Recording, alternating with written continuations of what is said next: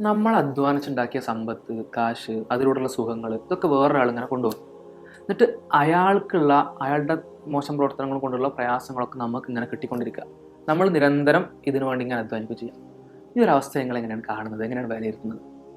വലിയ നഷ്ടമല്ലേ, വലിയ വലിയ പരിതാപകരമായ അവസ്ഥയല്ലേ? ഇത് ദുന്യാവിലാണ് നമ്മുടെ കൺട്രോളിൽ കാര്യങ്ങളുള്ള, നമുക്ക് കാര്യങ്ങൾ മാറ്റാൻ പറ്റുന്ന ഒരു ഒരു പ്രത്യേക സാഹചര്യത്തിൽ. ഇനി ഇത് പരലോകത്തിലാണെങ്കിലോ, റിവേഴ്സിബിൾ അല്ലാത്ത, നമുക്ക് തിരിച്ചു പോയി ഒന്നും മാറ്റാൻ പറ്റാത്ത ഫിക്സ്ഡ് ആയ ഒരു സാഹചര്യം അത് നമ്മുടെ മുന്നിലേക്ക് ഇങ്ങനെ റിയാലിറ്റി ആയിട്ട് ഇങ്ങനെ വരികയാണ്. പരലോകത്താണ് ഈ അവസ്ഥയെങ്കിലും ഒന്ന് ആലോചിച്ചു. അങ്ങനെയുള്ള ചില ആളുകളുണ്ട്. പ്രവാചകൻ അവരെ പരിചയപ്പെടുത്തിയത് അൽ മുഫ്ലിസ് എന്നാണ്, പാപ്പരായ ആളുകൾ എന്നതാണ്. അവർ ഒരുപാട് അധ്വാനിച്ചിട്ടുണ്ടാവും, ഒരുപാട് സൽക്കർമ്മങ്ങൾ ചെയ്തിട്ടുണ്ടാവും. ഇതൊക്കെ മറ്റുള്ളവർക്ക് അവർ കൊടുക്കേണ്ടി വരും. മറ്റുള്ള ആളുകൾ ചെയ്ത ഒരുപാട് തിന്മകൾ അവർ സ്വയം പേറേണ്ടി വരും.